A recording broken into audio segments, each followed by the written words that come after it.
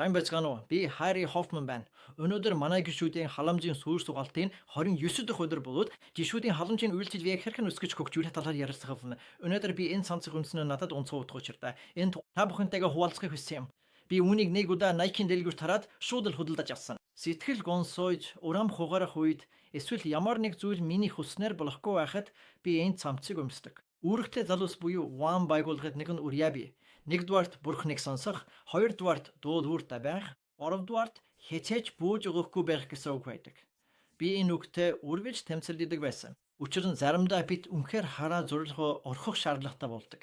Малтгүй виз гарахгүй, эсвэл нөхцөл байдал бүтээхгүй, эсвэл бид төжөвлөөгүй урт тойруу замаар явах хэрэг гардаг тул өөрийн ярихгүй бүүж өгөхөөс өөр аргагүй байдалд ордог.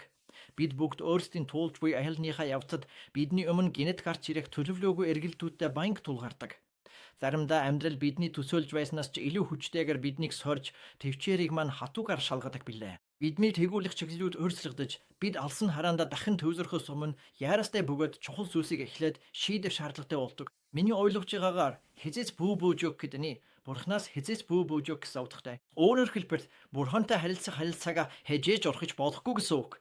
Facebook дахь манай группийн харилцааг ажиглах. Бид бүгдийг ерөнхий байдлаар авч үзвэл 4 ойр бүлэг туваа нузаж болох юм гэж би ойлгож байна.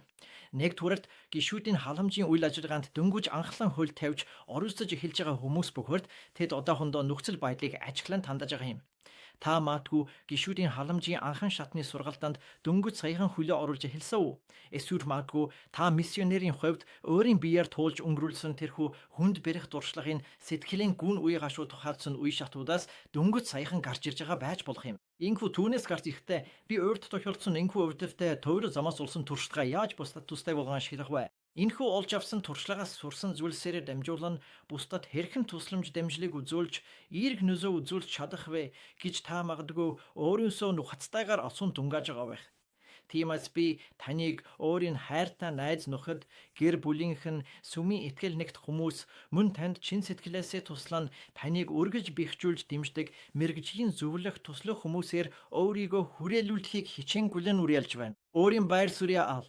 Цаг зав гаргаж гишүүдийн халамжийн 7 эсийн хүрээнд чи яг хаант охрох олж мэдээрэй. Үйлчлэхээ хөсч буй ойр булангуудыг туршиж үз. Хэн нэгэнд үйлчлэхийн тулд найз нөхөд гэр бүлийн буланг туршиж үзээрэй. Сүмийн булангийн хүмүүст туслахын тулд бусад буланд очиж үзээрэй. Өөрөөр зүйлийг туршиж үзээд дуудлага хаана, дуудлага аль буланд байгааг олж мэдээд дараа нь ихэл. Бид эхлэхдээ хавчлан 2 алхам урагшилдаг, 1 алхам ухардаг, заримдаа 3 алхам урагшилдаг. Ихэнхдээ эхлэх үед урагшлах зам маань шулуун байдаггүй. Энэ бол суралцаж хэрэгжүүлж гэрж урагшлах үе явцсан юм. Тийм ч учраас бид өөрсдийгөө сайн дэмжлэгтэй хүмүүсээр хүрээлүүлэх хэрэгтэй. Тиймээс энэ бол эхний бүлэг юм. Хоёр дахь бүлэг бол бидний сургалтын нэг хэсэг гэж би бодож байна. Эдгээр нь гишүүний халамжийн дадлагжигчид бөгөөд эдгээр нь идэвхтэй үйлчилж буй хүмүүс гишүүн халамжийн үйлчлэлээ хэрхэн үргэлжлүүлэх вэ? Та пирамидын аль хэсэгт байгаагаа мэдсэн байх. Мэргэжлийн буланд байгаа бол пасалтгүй суралцах, хяналт, зовлогоо чухал. Харин туслагчдад ижил зоригтой хүмүүсийн дэмжлэг хамтдаа ажиллагаа хэрэгтэй. Энэхүү үйл явц нь бие биенээ чин сэтгэлээсээ дэмжиж, яг ижил төстэй хөдөл бодол, сэтгэлгээтэй хүмүүсийг олж нэгтэн хамтдаа ию хүчрхэгжих зайлшгүй хэрэгцээг харуулж байна. Сүмэн булан гэдэг нь нэг ёсондоо маш нэгт холбоотой ажилдаг баг хамт олон бүгд бие биедээ тусалдаг халуун дулаан дэмжлэгийн бүлэг юм.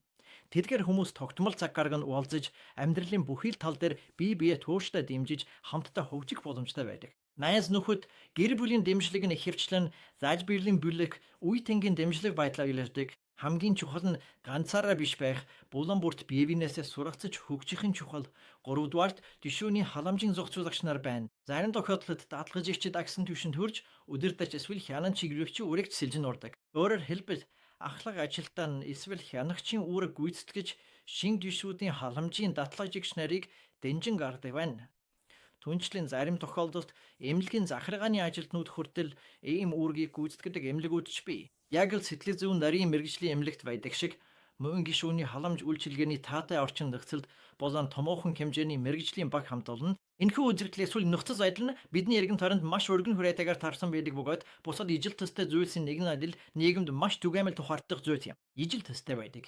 Харин та чихлүүлэгч фасилитет болох зам руу шилжих үедээ шинэ хүмүүсийг гаргаж боломж олох хэрэгтэй гэдгийг онцгойлон уриалмаар байна. Шинэ хүмүүсийг гаргаж ирэх хэрэв та ахлах төвчний ажилтан бол бусад боломж олох, хэрэв та админ бол мөн адил бусад боломж олох. Золгоо SMR-т буюу тодорхой хэмжигдэхүйц, хурц бошхүйц, хамааралтай хугацаатай тодорхойл.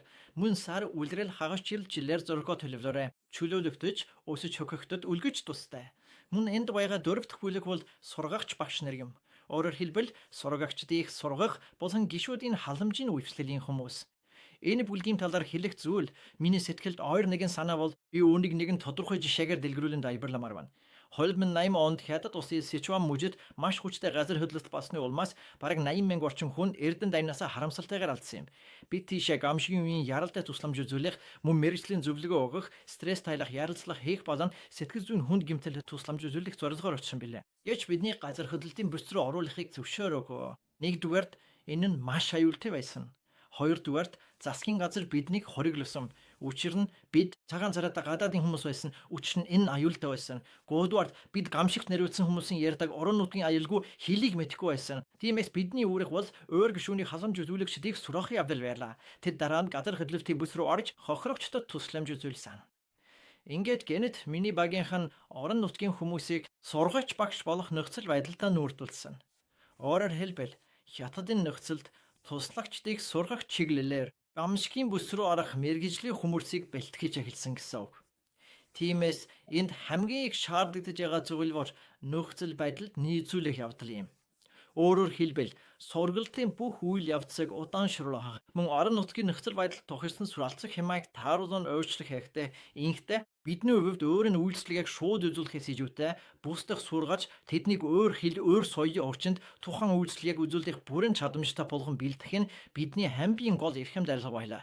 Тиймээс та бүхэн гишүүний хавханжийн үйлчлэлдээ улам бүр өсөм нэмэгдэж хөгжин дэвх тусам бусдыг сурахтаа нөхцөл байдал, нөхцөлд нийцүүлэх, минь өөр үндэстэн, өөр соёлыг хэрхэн бодолцох вэ гэдгийг анхаарахыг уриалж байна.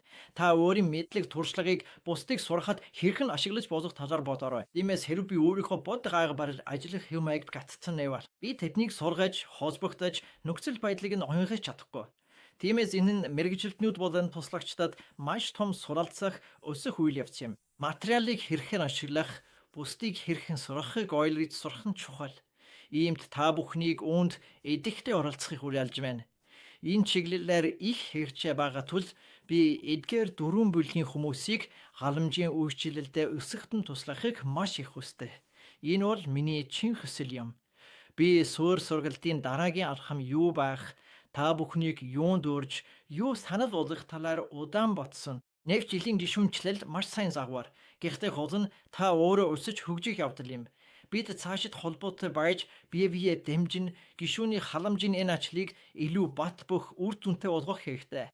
Таны амьдралд төлөвлөсөн үнэт зүйлс, туршлага бусад ялангуяа бидний ажиллаж буй энэхүү хүнд хэцүү даалгаврын талбарт сэтгэл санааны хувьд эмзэг, шар хатсан, зовж шаналж буй олон хүмүүсийн төлөө сэтгэлээсээ хуваалцж чадна. Зарим нь хонь мэд, харин зарим нь чоно мэд байдаг. Тийм л эрсдэс орчинд тэд амьдарч байна. Харин бидний хувьд тэдний дунд довтолгоон дүртэж, шар хатсан хоньдыг асарч халамжлах үүрэгтэй. За ингээд өнөөдрийн түрээ зогсоё. Маргааш дахин уулзна. Тэгээд би сүүлийн 20 жилийн турш хийж ирсэн нэг зүйл болох гишүүний халамж асаргааны төвүүдийг хэрхэн байгуулах талаар ярилцсан. Түр баяртай.